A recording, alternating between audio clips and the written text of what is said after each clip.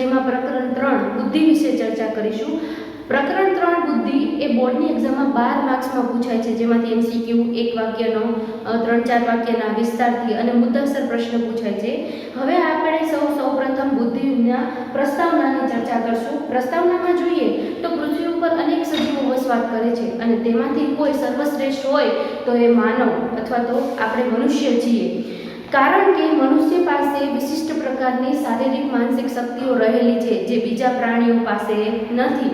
અને ઉત્ક્રાંતિવાદની વાત આપણે કરીએ તો ઉત્ક્રાંતિવાદ બાદ જે સજીવો અસ્તિત્વમાં આવ્યા એમાંથી મનુષ્યનું જ એક મગજ એ વિકસિત રહેલું છે, બાકી બધા પ્રાણીઓ કરતાં મનુષ્યનું મગજ એ માનવીમાં વિશિષ્ટ છે, કારણ કે તેના દ્વારા તે તર્ક કરવું, વિચારવું, યાદ રાખવું, સ્મરણ કરવું, સર્જનાત્મકતા એટલે નવું કંઈક બનાવવું એ માત્ર મનુષ્ય પાસે જ રહેલું છે। આ તેની માનસિક શક્તિઓ છે, એ માનસિક શક્તિઓ એ બીજા પ્રાણીઓ પાસે નથી, બીજા સજીવો પાસે નથી, માત્ર મનુષ્ય પાસે જ છે। અને આથી તે એક કંઈ નવી બાબત હોય તો એ આપણું મગજ એ પણ એક વિશિષ્ટ સ્થાન ધરાવે છે અને તેમાં પણ બુદ્ધિ, જેની આપણે આ ચર્ચા કરવાના છીએ, તો એ બુદ્ધિ પણ આગવું સ્થાન ધરાવે છે। બુદ્ધિ એક માનસિક પ્રક્રિયા છે અથવા માનસિક શક્તિઓનો સરવાળો છે, ઘણી બધી માનસિક શક્તિઓ ભેગી થાય છે અને આ બુદ્ધિ એ એક જટિલ પ્રક્રિયા છે અને બુદ્ધિને આપણે અક્કલ, મતિ, ચાતુર્ય, સમજણ વગેરે જેવા નામોથી ઓળખીએ છીએ અને આ વગેરે જેવા નામોને જે પર્યાયી શબ્દો છે બુદ્ધિના, એ આપણે રોજિંદા વ્યવહારમાં તેનો ઉપયોગ પણ કરતા હોઈએ છીએ। આ બુદ્ધિના પર્યાયી શબ્દોની વાત થઈ। હવે વાત કરીએ બુદ્ધિ જટિલ પ્રક્રિયા છે તો કઈ રીતે જટિલ પ્રક્રિયા છે, તો આપણે જોઈએ છીએ કે બુદ્ધિ દ્વારા રોજિંદા વ્યવહારો, વર્તન કેવી રીતે કરવું એ બુદ્ધિ સમજાવે છે। જો ઉદાહરણ આપણે લઈએ, જેમ કે આપણે દૈનિક ક્રિયાઓ કહીએ છીએ, સવારે ટાઈમસર ઉઠી જવું, શરીર સાફ કરવું, બ્રશ કરવું, યોગ્ય રીતે કપડાં પહેરવા, એ સિવાય રોજની તારીખ, દિવસ, વાર, તહેવાર આ બધું યાદ કોના દ્વારા રાખીએ છીએ, તો બુદ્ધિ દ્વારા રાખીએ છીએ। એ સિવાય સામાજિક સંબંધો કે મમ્મીને કેમ બોલાવવા, પપ્પાને, નાના ભાઈને કેમ, મોટા ભાઈને, કાકા કાકી, દાદા દાદી, વડીલ, શિક્ષકો, આ બધા સામાજિક સંબંધો છે તો એમાં કોને કઈ રીતે કોની સાથે વર્તન કરવું આ પણ આપણને બુદ્ધિ શીખવાડે છે। એ સિવાય રમતગમતમાં કેવી રીતે બુદ્ધિનો ઉપયોગ થાય છે, એ સિવાય તમે ગાણિતિક કે વિજ્ઞાનોના નિયમોની ગૂઢતા, ગણિત અને વિજ્ઞાનમાં જે નિયમો છે, સૂત્રો છે, એને સમજવામાં પણ બુદ્ધિ જ ઉપયોગી થાય છે। જો ઘણું બધું બુદ્ધિ દ્વારા થાય છે, મેં તમને કીધું દૈનિક ક્રિયાઓ, તારીખવાર યાદ રાખવા, પછી વારંવાર આવતા તહેવારો યાદ રાખવા, એ સિવાય સામાજિક સંબંધોમાં વર્તન કેવી રીતે કરવું, વિજ્ઞાનને ગણિતને સમજવામાં પણ બુદ્ધિ। આમ બુદ્ધિ એ ઘણા પ્રકારની માનસિક શક્તિઓનો સરવાળો છે, આથી બુદ્ધિ એ જટિલ પ્રક્રિયા છે। હવે આ તો આપણે બુદ્ધિની વાત કરી કે બુદ્ધિ દ્વારા કેવા કામ થાય છે, તો હવે આપણે એ પણ જાણવું જોઈએ કે બુદ્ધિનું માપન શું થઈ શકે છે, તો હા, બુદ્ધિ ક્ષમતાનું માપન થઈ શકે છે અને તેના માટે બુદ્ધિ કસોટીની રચના કરવામાં આવી છે અને જેના દ્વારા આપણે બુદ્ધિને માપી શકીએ છીએ, કારણ કે દરેક વ્યક્તિની બુદ્ધિ ક્ષમતા સરખી હોતી નથી અને જો આ બુદ્ધિ કસોટીમાં આવતા પ્રાપ્તાંક એટલે જે છેલ્લે જવાબ આવે છે ને, એના આધારે આપણે કહી શકીએ કે વ્યક્તિમાં કેટલી બુદ્ધિ ક્ષમતા રહેલી છે અથવા તો કેટલી બુદ્ધિ ધરાવે છે।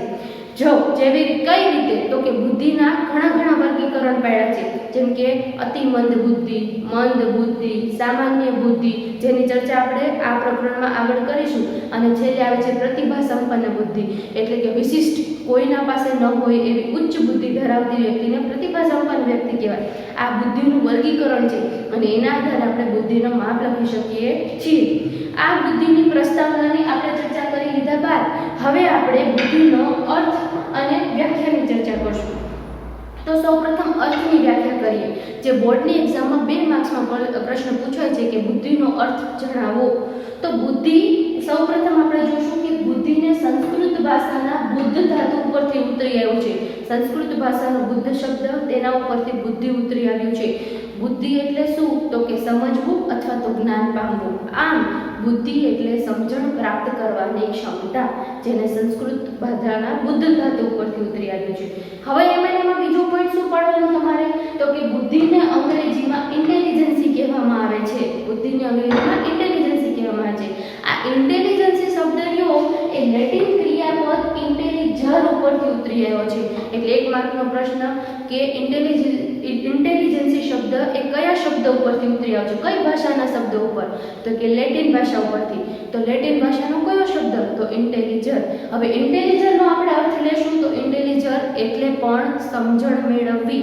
આમ બુદ્ધિ એટલે ટૂંકમાં કહીએ તો સમજણ મેળવવી, જ્ઞાન પ્રાપ્ત કરવું, સમજણ શક્તિ જેને કહેવામાં આવે છે. એટલે તમારે 2 માર્કમાં શું લખવાનું કે બુદ્ધિને સંસ્કૃતમાં શું કહેવાય, બુદ્ધિને અંગ્રેજીમાં શું કહેવાય, આ 2 પોઈન્ટ લખો જેના 2 માર્ક્સ એ બોર્ડમાં હોય છે. હવે આપણે વાત કરીએ તો બુદ્ધિની વ્યાખ્યાઓ વિશે આગળ આપણે વધશું. તો બુદ્ધિની વ્યાખ્યા 1879માં સૌપ્રથમ એબિંગ, જર્મન મનોવૈજ્ઞાનિક એબિંગ હોસે એને સૌપ્રથમ વ્યાખ્યા આપવાનો પ્રયાસ કર્યો હતો.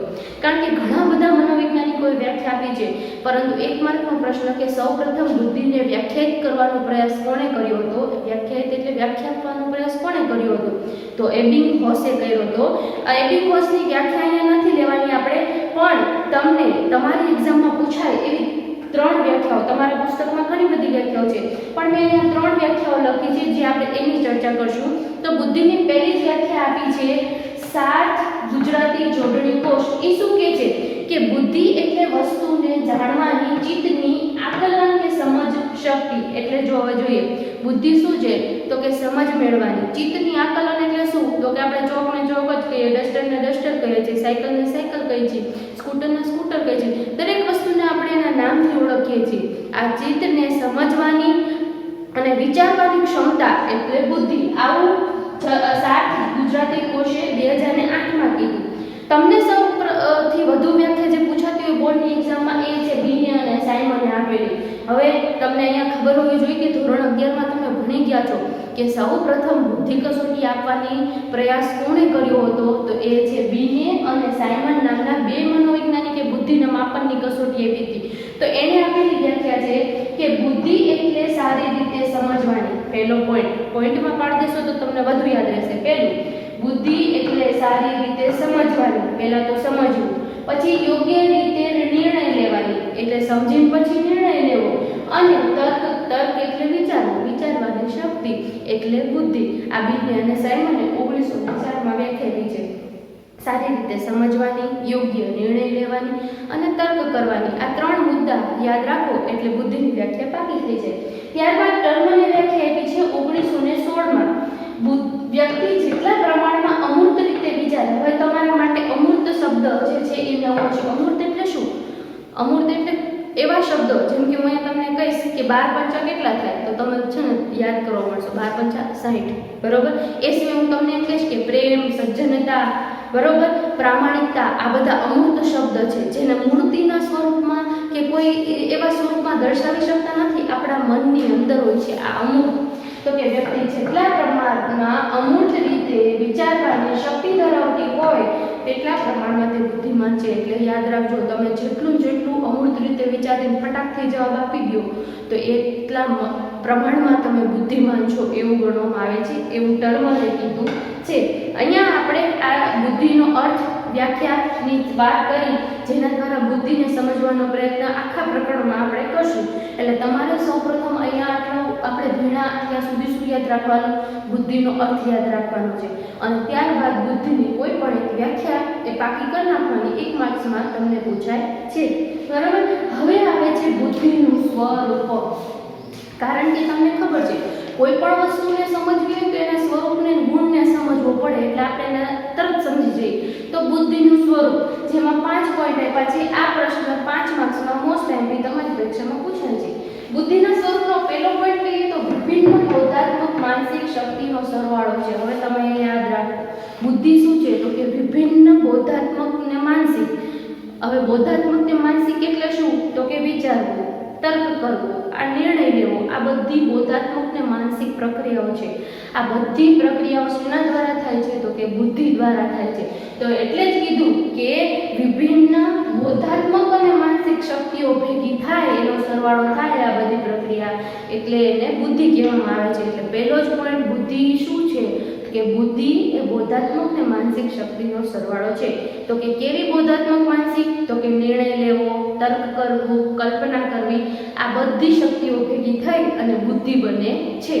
ત્યારબાદ બીજું પણ છે અમૂર્ત રીતે તર્ક કરવાની ક્ષમતા મેં તમને કીધું હતું કે બુદ્ધિ અમૂર્ત રીતે તર્ક કરાવે છે. કોઈ પણ ઘડિયાળનો 15 પંચા કેટલા થાય એવું પૂછું એટલે તમે તમારા મનમાં વિચાર કરશો અને તરત જવાબ દેશો. હું તમને એમ કહીશ કે જીવનમાં પ્રામાણિક રહેવું જોઈએ, તો પ્રામાણિક માટે હું તમને કોઈ ચિત્ર ન બતાવી શકું. એ પ્રામાણિકતા આપણી અંદર હોય છે. તો આ બધા અમૂર્ત શબ્દો છે. આ અમૂર્ત શબ્દની સમજણ પણ કોના દ્વારા આપણને મળે છે? બુદ્ધિ દ્વારા. એટલે અમૂર્ત રીતે તર્ક કરવું, કોઈ મૂર્તિના સ્વરૂપમાં નહીં, કોઈ ચિત્રના સ્વરૂપમાં નહીં, પણ આપણી અંદર જે વિચારવાની અમૂર્ત રીતે વિચારવાની ક્ષમતા છે એ પણ બુદ્ધિ પાસે રહેલી છે. પછી છે સમસ્યાનો ઉકેલ મેળવવાની ક્ષમતા. કોઈ પણ જટિલ સમસ્યા અથવા તો સરળ સમસ્યા આપણી સામે આવે જ છે. જેમ કે સવારે ઉઠીએ અને સ્કૂલે જઈએ અને સાયકલ દ્વારા જતા હોય અને સાયકલમાં પંચર પડી જાય, સામાન્ય સમસ્યા છે. એ સિવાય બોર્ડની એક્ઝામ હોય ને બોર્ડની એક્ઝામમાં લેટ થઈ જાય અથવા ટ્રાફિકમાં ફસાઈ ગયા હોય, પેન બધી બંધ પડી જાય, અથવા આપણે બેઠા હોય ને મૂંઝવણ અનુભવતા હોય અને આજુબાજુથી કે પવન ન આવતો હોય તમે મૂંઝાઈ જાઓ. આ બધી જટિલ થોડીક સમસ્યા છે વિદ્યાર્થીઓ માટેની. તો આ સરળથી જટિલ સમસ્યાઓનો ઉકેલ કોના દ્વારા મળે છે? તો એ બુદ્ધિ દ્વારા મળે છે. કોઈ પણ સમસ્યાનો ઉકેલ એ બુદ્ધિ દ્વારા થાય છે. ત્રીજો પોઈન્ટ છે ઉદ્દેશ્યપૂર્ણ ક્રિયાઓ અને નિર્ણયો લેવાની ક્ષમતા. હવે જો પહેલા તો નિર્ણય લેવો. પરીક્ષા માટે આયોજન કરવું પડે કે કેટલા કલાક વાંચશું તો કેટલું વાંચાઈ જશે, કેવી રીતે વાંચશું, શું કરશું. આ ઉદ્દેશ્યપૂર્ણ પહેલા નિર્ણય લેવડાવે છે અને પછી ઉદ્દેશ્યપૂર્ણ ક્રિયાઓ કરાવે છે. આ બધું બુદ્ધિ દ્વારા થાય છે. એટલે તમારું કોઈ પણ કામ છે અથવા તો કોઈ પણ નિર્ણય છે એ કોના દ્વારા લેવામાં આવે છે? બુદ્ધિ દ્વારા. એટલે ઉદ્દેશ્યપૂર્ણ ક્રિયા અને નિર્ણયો ધરાવે છે એ ક્ષમતા. પછી છે છેલ્લો પોઈન્ટ વાતાવરણ સાથે સમાયોજન અનુકૂલન કરવાની ક્ષમતા. કોઈ પણ જગ્યાએ તમે જાઓ છો તો ત્યાં અનુકૂલન સેટ થઈ જાઓ છો તમે, તો એ પણ બુદ્ધિ દ્વારા થાય છે. સમાયોજન તમે થઈ જાઓ છો. કેવી રીતે?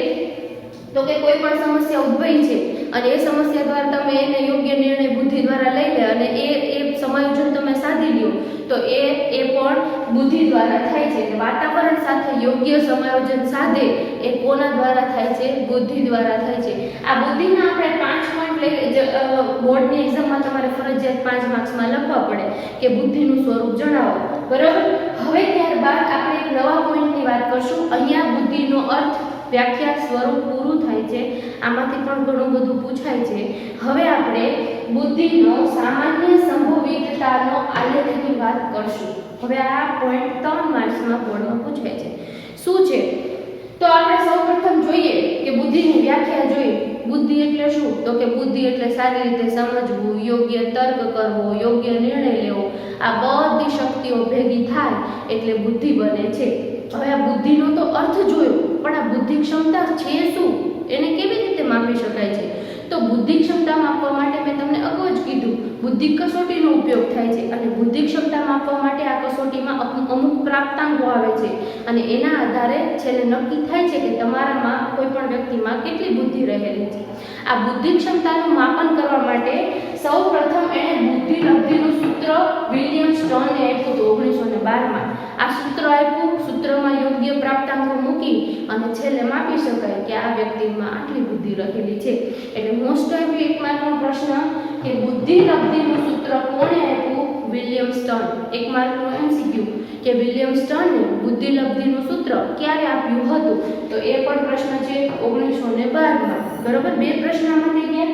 હવે વાત જોઈએ તો બુદ્ધિ લબ્ધિનું સૂત્ર માનસિક વય છેદમાં શારીરિક વય ગુણ્યા 100.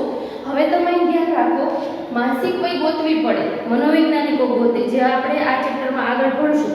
શારીરિક વય એટલે તમારી હાલની ઉંમર તમારી 17 વર્ષ હશે તો એ 17 આવે અને ગુણ્યા 100.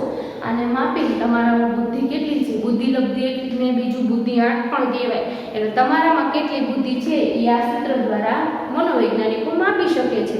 પછી બુદ્ધિ લબ્ધિનું વર્ગીકરણ કોને આપ્યું છે? એ પણ એમસીક્યુ છે, ટર્મને આપ્યું છે. એટલે સૂત્ર આપ્યું સ્ટર્ને અને વર્ગીકરણ કર્યું ટર્મને. અહીંયા ભૂલ થશે થોડીક, પણ યાદ રાખી લેવું કે બુદ્ધિ લબ્ધિનું સૂત્ર એ સ્ટર્ને આપ્યું છે અને બુદ્ધિ લબ્ધિનું વર્ગીકરણ જે આપણે હવે પછી ભણવાના છીએ એ વર્ગીકરણ ટર્મને આપેલું છે.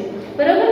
હવે વર્ગીકરણમાં શું છે એ હું તમને કહી દઉં. વર્ગીકરણ એટલે શું? સામાન્ય બુદ્ધિ, મંદ બુદ્ધિ, પ્રતિભા સંપન્ન બુદ્ધિ, આ બધું વર્ગીકરણ કહેવાય કે કઈ બુદ્ધિ હોય તો ક્યાં બુદ્ધિ કહેવાય એ બધું. હવે આગળ 3 માર્ક્સનો પ્રશ્ન પડશું. બરાબર. ત્યારબાદ હવે આપણે જે ભણવાના છીએ સામાન્ય સંભવિતતાનો આલેખ જોઈ લો. અહીંયા જનસમુદાયમાં બુદ્ધિલબ્ધિ કેવી છે એ માપીને આપણે સામાન્ય સંભવિતતાનો આલેખ જોઈએ છીએ. વિશ્વમાં કેટલી બુદ્ધિ ધરાવતા કેટલા લોકો છે એ આપણે અહીંયા જોશું. હવે તમે ધ્યાન આપો, અહીંયા મેં એક આલેખ દોરેલો છે જેના આધારે આપણે સમજવાની પ્રયત્ન કરશું. આ એક ઘંટાકાર આલેખ છે, બરોબર, જેમાં વચ્ચે તમે અહીંયા જોશો કે 90 થી 110 છે, 50%. વિશ્વમાં એવા 50% લોકો છે જે 90 થી 110 વચ્ચેની બુદ્ધિ ધરાવે છે. અને એ 90 થી 110 વચ્ચેની બુદ્ધિ એટલે સામાન્ય બુદ્ધિ.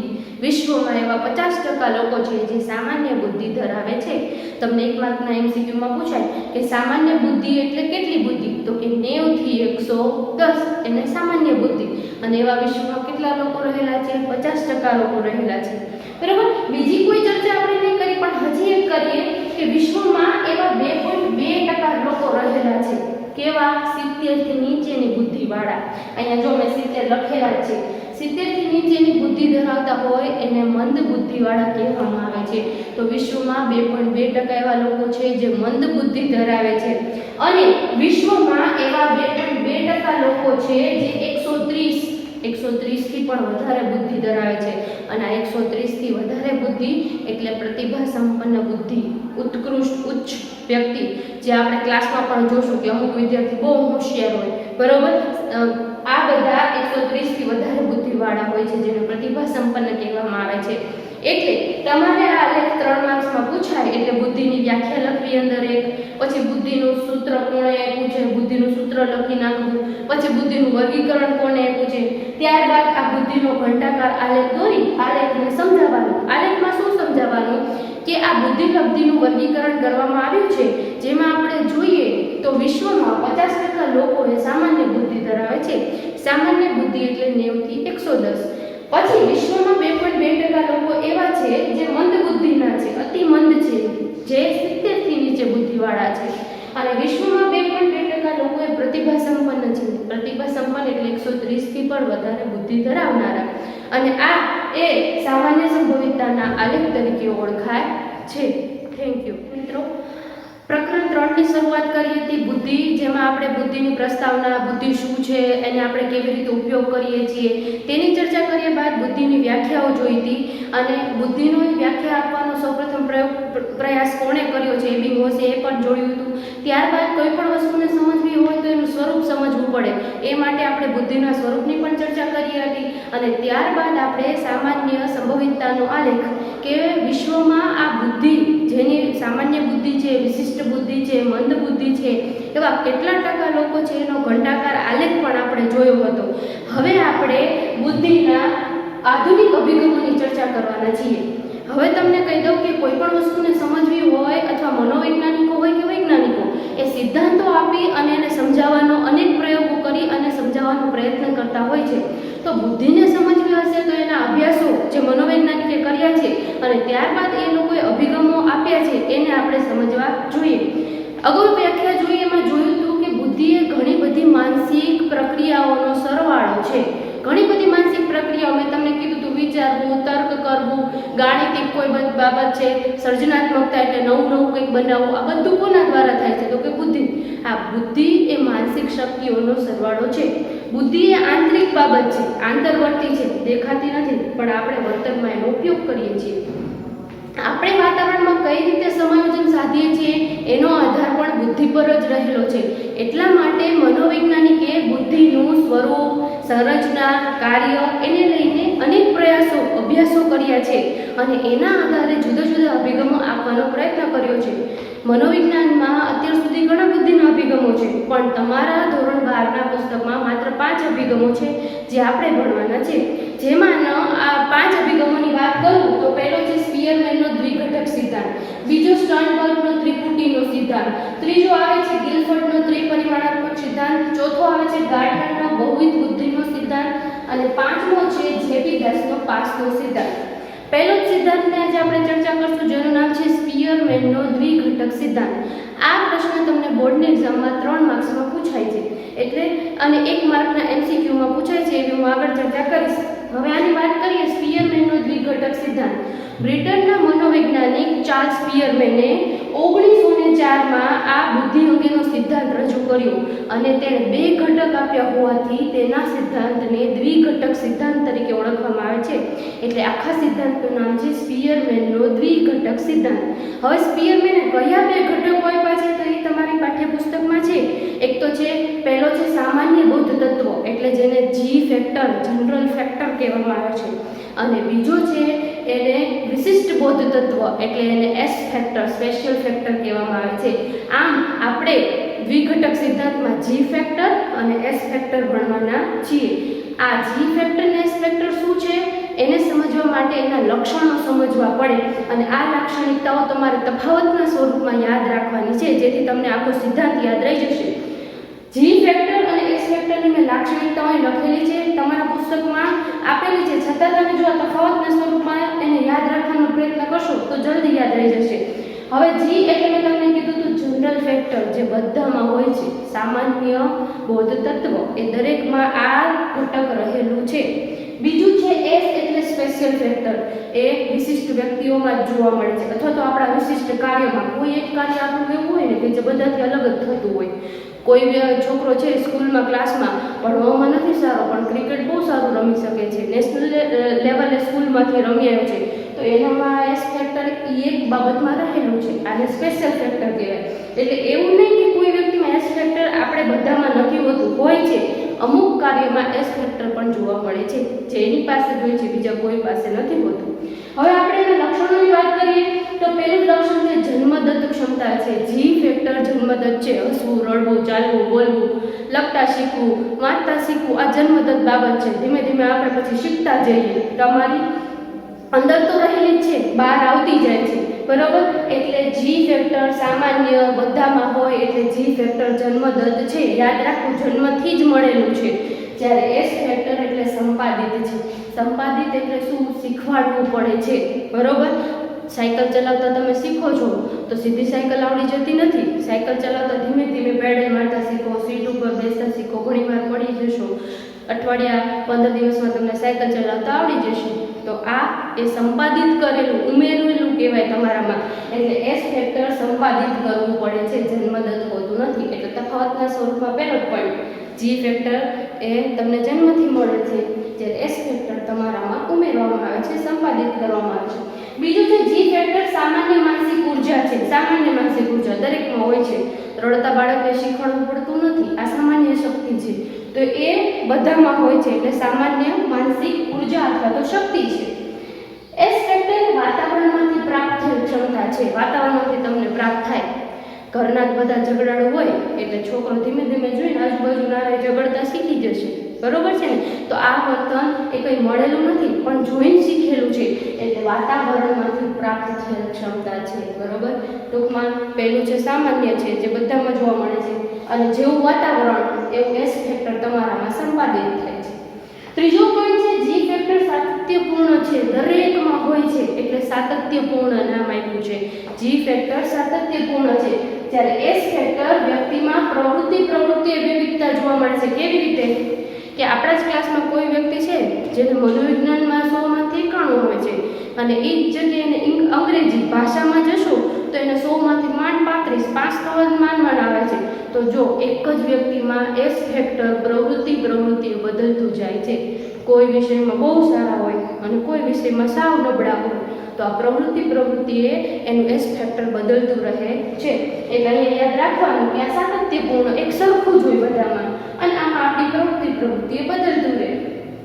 પછી જી ફેક્ટરની વાત કરીએ તો વ્યક્તિગત તફાવત અંદર રહેલો છે. વ્યક્તિગત તફાવત એટલે શું? તમારા એક જ વ્યક્તિમાં સામાન્ય બાબત તો છે જ. કોઈ વ્યક્તિ છે એને સામાન્ય બાબતમાં રડવું આવી જશે, અને કોઈ વ્યક્તિ છે એના ઉપર ગમે એવું ના કરે રડવું નહીં આવે, તો આ વ્યક્તિગત તફાવત થયો છે. તો રડવાનું બેમાં, પણ એક વ્યક્તિને ગમે એવી પરિસ્થિતિ આવે તો ન રડે, બીજું વ્યક્તિ સામાન્ય પરિસ્થિતિમાં પણ રડી જાય. એટલે વ્યક્તિગત તફાવત છે જી ફેક્ટરમાં.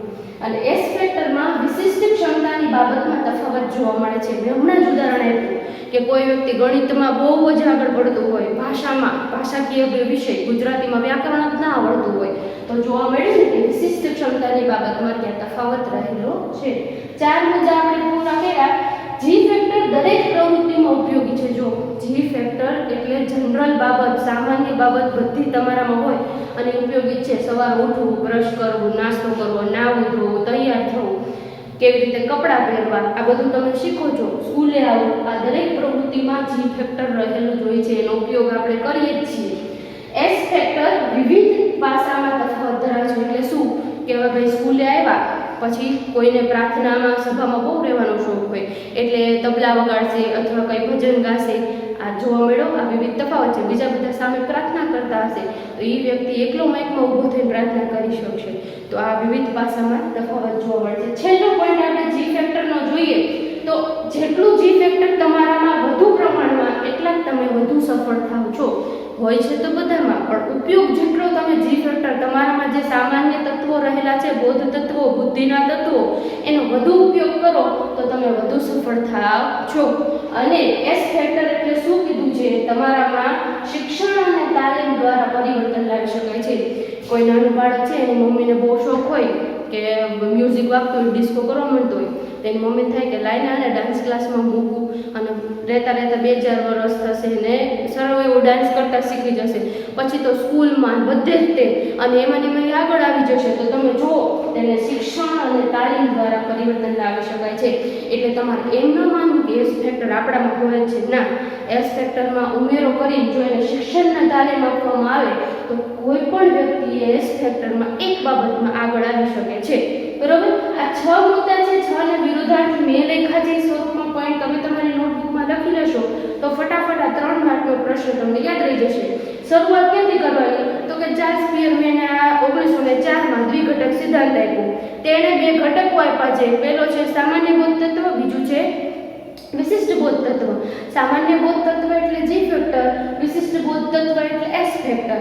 અને એને આ તફાવતના મુદ્દા સ્વરૂપમાં તમે યાદ રાખશો એટલે 3 માર્કમાં તમારે આ પ્રશ્ન પાકો થઈ જશે. Thank you.